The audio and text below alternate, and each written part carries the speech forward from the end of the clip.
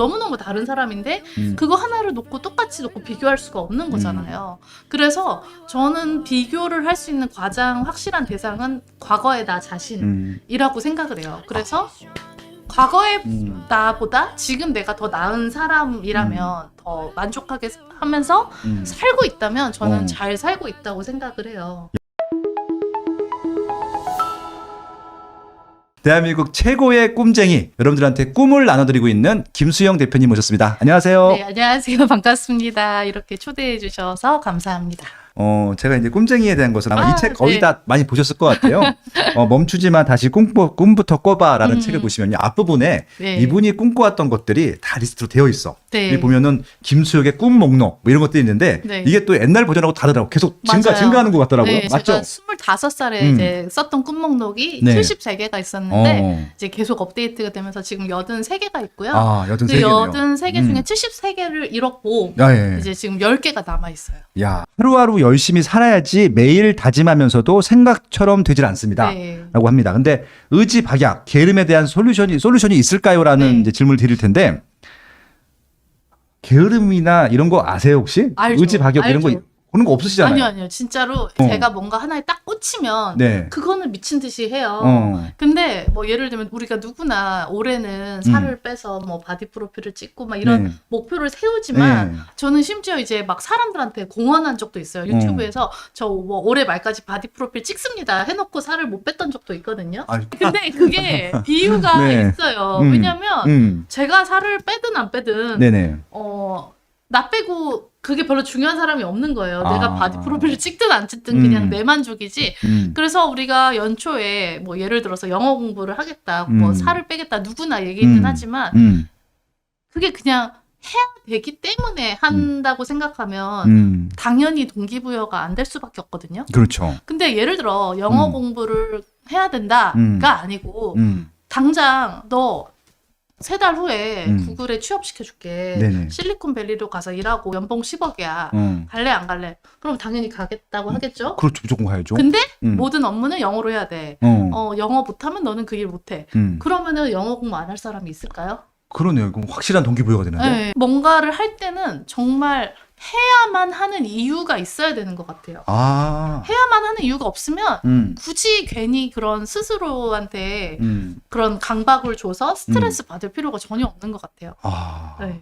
야, 이거 너무 훌륭한 솔루션인 것 같아요. 네. 실제 몰입할 수 있는 것들은 몰입을 무조건 하시는데 의지 박약이나 게으름이 있는 분들 같은 경우는 이게 해야 할 이슈인지 확실히 정확하게 정의를 내린 다음에 목표를 정해놓으면은 할 수밖에 없겠네요, 네, 진짜. 맞아요. 그리고 근데 사실 더 좋은 건 뭐냐면 내가 뭔가를 해야지 해서 하는 게 아니라 네네. 나도 모르게 이미 하고 있는 것들 있잖아요. 그렇죠, 그렇죠. 그게 내가 진짜 좋아하는 거거든요. 그런 거를 하면은 성공할 확률이 더 높습니다. 남들과 비교하는 것이 가장 불행하다라는 것을 알면서도 계속 자꾸 그들과 비교하게 되고 남들은 다 잘 사는 것 같은데 나 혼자만 초라해지고 뒤처지는 느낌이 네. 들기도 합니다. 예. 이런 것들을 어떻게 극복할 수 있을까요? 제가 2가지 얘기를 드리고 싶은데 논리적으로 생각을 해봤을 때 비교를 한다는 거는 네네. 우리가 어떤 실험을 할 때 보통 어떤 식으로 하냐, 만약에 우리가 설탕은 설탕을 많이 먹으면 살이 찐다라는 가설을 검증하기 위해서 비교를 한다면 그렇죠, 그렇죠. 다른 거 다 똑같이 먹으면서 한 집단만 설탕을 더 먹이는 게 맞잖아요. 그래야 이게 비교가 가능하잖아요. 그렇죠, 그렇죠. 그러니까 모든 게 기본적으로 동일한 환경에서 놓고 어떤 하나의 변수를 놓고 비교를 하는 건데 이게 사람들이 태어난 환경, 살아가는 어떤 타고난 기질, 그런 살아가는 뭐 환경이라든지 이런 모든 것들이 너무 다르기 때문에 절대적인 비교 자체가 일단 불가능하다고 생각을 해요. 뭐 예를 들면 뭐 내가 고등학교 동창이 지금은 시그니엘에 사네? 근데 우리가 같은 고등학교를 갔다는 그 공통점 외에는 우리는 너무너무 다르게 살아왔고 너무너무 다른 사람인데 그거 하나를 놓고 똑같이 놓고 비교할 수가 없는 거잖아요. 그래서 저는 비교를 할 수 있는 가장 확실한 대상은 과거의 나 자신이라고 생각을 해요. 그래서 과거의 나보다 지금 내가 더 나은 사람이라면 더 만족하게 하면서 살고 있다면 저는 잘 살고 있다고 생각을 해요. 일단 네. 비교 대상을 네가 잘못 잡았구나 그런 것들이었었고 이런 거랑 똑같은 거네. 나의 큰 경쟁 상대는 내 자신이다. 예. 잘난 척인 말인데 그 말이 맞는 말이네요. 그리고 그거. 사실 저는 이제 개인적으로 80개국을 돌아다니면서 너무나 비참하게 사는 사람들도 많이 만났어요. 그런 전쟁터 난민촌에서 사는 사람들, 막 그렇죠, 슬럼가에서 사는 사람들, 진짜 제가 한 번은 어떤 슬럼가에 사는 소녀한테 꿈이 뭐냐고 물어봤는데 그 친구는 계속 꿈이 빵과 우유라고만 했어요. 빵과 우유를 먹는 걸까? 네. 아. 제가 꿈이 뭔지 설명을 해줬거든요. 얘가 혹시 꿈이라는 단어를 모르나 싶어서. 근데도 걔는 빵과 우유 그 이상을 상상할 수가 없는 거예요. 생존 이상을 생각해 본 네. 적이 없구나. 그러니까 예. 우리가 사실 인구 전 세계 인구 80억과 굳이 비교를 하자면 아마 대부분의 우리 이 영상을 보시는 분들은 네. 상위 1% 정도 될 거라고 생각을 해요. 그렇죠. 네, 그래서 그거를 비교하자면 정말 한도 끝도 없고 네. 이제 또 하나는 뭐냐면 제가 대학교 때 그런 게 있었어요. 이제 대학 어쨌든 그 힘든 환경에서 대학에 왔고 대학에 와보니까 이런 부모님 잘 만난 친구들이 있잖아요. 그렇죠.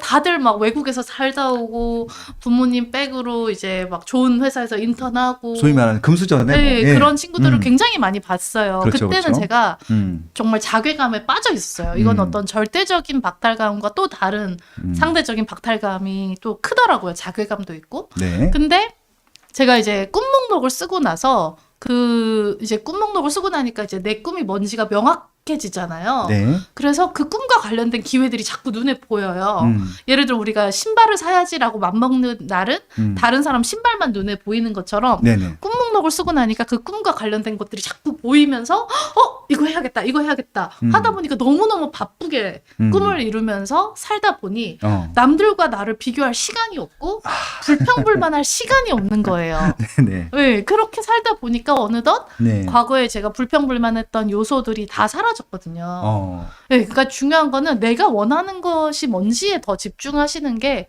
좋을 것 같아요. 지금 김수영 대표님을 보면서 네. 굉장히 정말 대단하시고 단단하시고 모든 것을 다 극복하신 분처럼 보여지는데 네. 그 중에서도 살아오시면서 가장 힘들었던 거 하나 말씀해 달라고 여쭤보면 어떤 거였어요? 하나를 딱 꼽는 거는 쉽지 않은데 않고, 그러니까 이게 아픔이라는 게 우리가 살면서 그러니까 우리가 몸의 아픔을 생각을 했을 때도 몸이 아픈 거는 막 갑자기 우리가 뼈가 부러지는 아픔도 있을 수 있고 만약에 칼에 베어서 이렇게 피가 뚝뚝 흐르는 아픔도 있을 수 있고 그쵸? 아니면 어떤 뭐 세포에 문제가 있어서 뭐 암세포가 전이되는 그런 아픔도 있고 아픔이라는 것도 참 한 가지로 정의할 수가 없는 것 같아요. 근데 그렇죠, 저는 그러니까 이렇게 청소년기에 그렇게 막막하고 그런 것들도 물론 힘들었고 외롭고 막막했던 시절도 있었지만 저는 개인적으로 좀 마음 치유를 하는데 시간을 많이 투자를 했어요.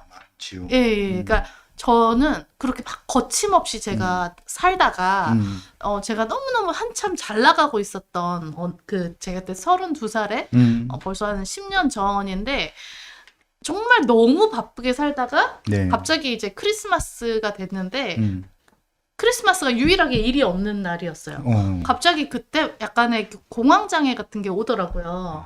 그러니까 그때 저는 그 크리스마스에 저희 부모님이랑 동생들을 하와이로 보내놓은 상태에서 저는 막상 너무 진짜 잠도 못 자가면서 그때 그 1년 동안 정말 너무나 많은 일을 했거든요. 그래서 약간 그때 우울증과 공황장애 이런 여러 가지가 이제 왔었고 그거는 막 강렬한 아픔은 아니었지만 제가 한 몇 년에 걸쳐서 그 마음 치유를 하기까지 정말 여러 가지 마음 공부를 많이 했던 것 같아요. 그래서 어떤 근원적으로 내가 나를 존재 그 자체로 사랑해 주기까지 공부를 참 많이 했고 많은 어떤 명상과 어떤 마음 공부 뭐 이런 것들을 많이 했었거든요. 네네. 그래서 온전히 내가 나를 사랑하게 되니까 어떻게 보면 결혼도 할 수 있었던 것 같고 네. 이게 제가 계속 밖으로 나돌았잖아요. 어떻게 보면 내 마음의 근원이 어떤 마음이 지옥이 있으니까 그러니까 그 마음 지옥이라는 건 사실은 굉장히 뭐랄까 종이장 같은 거여서 사실은 모래로 만든 거예요. 내가 내 마음속에 감옥을 하나 만들어 놓고 그 감옥 안에 내가 스스로 감금을 해놨는데 그거를 툭 치니까 마음 감옥이 무너지면서 내가 완전히 자유로워지고 그러니까 내가 전 세계 어디를 가도 온전히 나로 살 수 있게 된 거거든요. 그래서 이게 한마디로 정의하기는 힘든 부분인데 그 과정에서 이제 깨달았던 것들을 예, 제가 마음스파라는 책에다가 써놨는데 맞아요. 예, 그쵸. 그게 마음스파. 참 어려웠던 것 같아요. 저는 개인적으로. 야. 그러니까 다 그때 아픔이 다 있었으나 근데 어쨌든 그 마지막 과정이 어떻게 보면 이제 온전히 나의 그 밑바닥까지 무의식의 근원까지 들어가서 마음을 치유하고 나니까 편안해진 것 같아요. 그러니까 그런 것 같아요. 그러니까 이게 참 제가 이제 한 10몇 년을 벌써 많은 사람들한테 고민 상담 요청 그렇죠. 그런 거를 받았잖아요. 네. 근데 이제 어떤 경우에는 단순한 어떤 상황적인 어려움, 거기서 오는 고민, 갈등 그런 게 있는 경우도 있고 네. 정말 근본적으로 내가 나를 사랑하지 않기 때문에 오는 어떤 집으로 치면 부실공사인 거죠. 그러니까 바람이 조금만 불어도 집이 흔들리는 거예요. 매번. 그렇죠. 그래서 정말 누군가에게는 아무것도 아닌데 요만큼 우리가 이렇게 때릴 때 아프지 않잖아요. 이 정도는. 근데 만약에 내가 여기에 상처가 이렇게 칼로 베어져 있으면 정말 미친 듯이 아픈 것처럼 그렇죠. 그러니까 내가 내면이 튼튼하지 않으면 그런 외부의 많은 요소로부터 흔들리기가 쉬운 것 같아요. 네, 그래서 저는 모든 사람들이 한 번쯤은 마음 공부를 하고 마음 치유를 받았으면 좋겠다라고 생각을 해요. 거기서 이제 어떻게 보면은 시작해서 우리가 꿈도 이루고 더 많은 것들을 이루면서 살 수 있는 것 같아요. 네. 그래서 결국은 내 마음을 아는 것도 중요하고 내 마음을 치유하는 것도 중요하고 그것들은 네. 별도의 노력이 있어야 된다는 그런 가르침을 그 주셨던 것 같습니다. 의식혁명이라는 책이 있어요. 거기 보면 의식혁명. 예, 네. 사람의 어떤 감정, 의식 수준을 수치화한 거거든요. 근데 이제 한 200가지가 부정적인 감정이고 그 200부터 막 2만까지 올라가요. 근데 이제 어쨌든 그 200가지 뭐 여러 감정이 있는데 이런 부정적인 의식 수준에서도 이게 상대적으로 에너지 레벨이 낮은 의식들이 있어요. 예를 들면 수치심, 죄의식 이런 사람들은 에너지 레벨이 낮기 때문에 뭔가를 할 수가 없어요. 그런데 이 부정적인 감정 중에서도 분노는 상대적으로 네. 에너지가 높은 편이거든요. 그러네요. 그러니까 저는 분노가 굉장히 많았던 사람이고 음. 그 분노를 어떻게 보면 긍정적으로 전환시켜서 이거를 분노를 토대로 많은 것들을 이룰 수 있었던 것 같아요. 근데 거기에는 한계가 있거든요. 한계가 있기 때문에 이제 의식 수준을 더 높여서 이제 어떤 사랑, 어떤 이제 그런 포용 네. 이런 의식의 수준으로 점점 올리면 훨씬 더 높은 의식의 에너지로 내 인생을 포용할 수 있는 것 같아요.